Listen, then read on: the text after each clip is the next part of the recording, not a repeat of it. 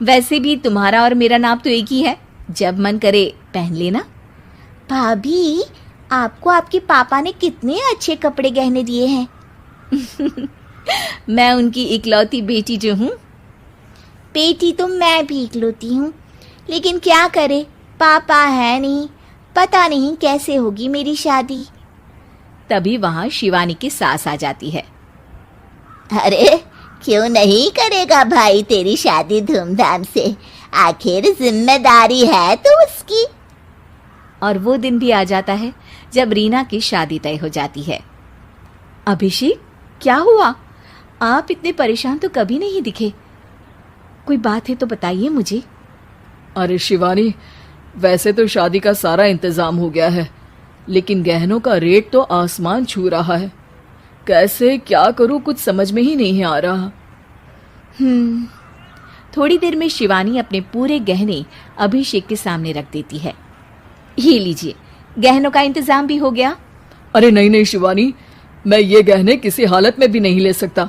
ये तुम्हारे पिता ने तुम्हें दिया था और तुम हो कि। तभी वहां सास आ जाती है।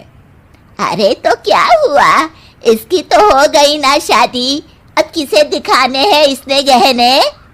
सास गहनों का डिब्बा शिवानी के हाथ से लेकर वहां से चली जाती है। रीना की शादी धूमधाम से होती है और अब वो बड़े घर की बहू बन जाती है। वहीं रीना की शादी के बाद शिवानी और अभिषेक उसकी शादी के कर्जों से डूब जाते हैं। मैं सोच रही हूँ नौकरी करनी शुरू कर दूँ, वैसे भी पढ़ी लिखी हूँ, आपकी थोड़ी मदद भी हो जाएगी। वैसे शिवानी, कुछ दिन कर लो तो अच्छा ही होगा, क्योंकि ज़रूरत भी है। अब शिवानी भी नौकरी करने लगती है और घर खर्चे में अभिषेक का हाथ बटाती है। एक दिन शिवानी, रीना का फोन आया था, कह रही थी कि आने वाले त्योहार में उसके ससुराल जाना है। ठीक है माँ। अरे ठीक तो है, लेकिन एक काम कर लेना, उसके सास ससुर से लेकर पूरे खानदान के कपड़े मिठाइयाँ सब ले आना, और हो सके तो रीना के लिए छोटे से कान में पहनने के बूंदे भी। और क्या है ना, शादी में उसे सारी बड़ी बड़ी कान की ज्वेलरी दी थी, घर में पहनने के लिए तो उसके पास कुछ भी नहीं है। शिवानी सोच में पड़ जाती है कि वो क्या करे, क्योंकि कर्जों और घर के खर्चों के बाद तो पैसे बचते ही नहीं थे। शिवानी फिर अपने पिता को फोन करती है और उनसे पैसे मांगती है। देखो शिवानी, मैंने तुम्हें शादी के वक्त ही मना किया था कि ऐसे घर में शादी करनी ही नहीं चाहिए।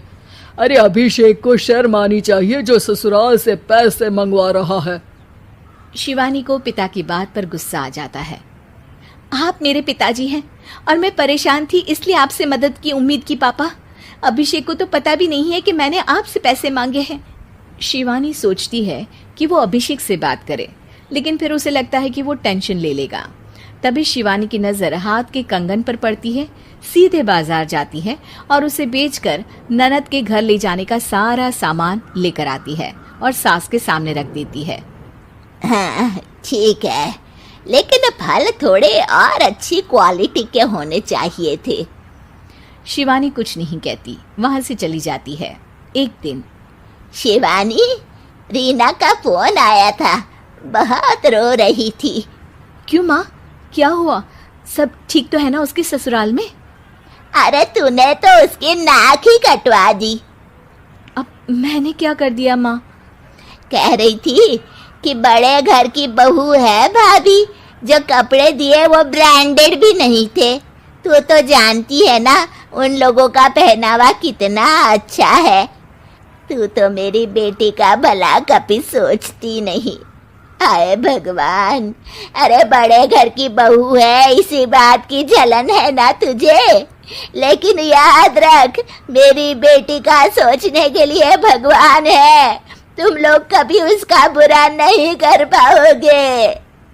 अब शिवानी के मन में सवाल था कि क्या ईश्वर सिर्फ रीना के साथ है, उसके साथ नहीं? लेकिन उसे सुकून था कि वो अभिषेक के साथ उसकी जिम्मेदारियों को निभाने में बराबरी की हकदार है। शिवानी वहां से चली जाती है।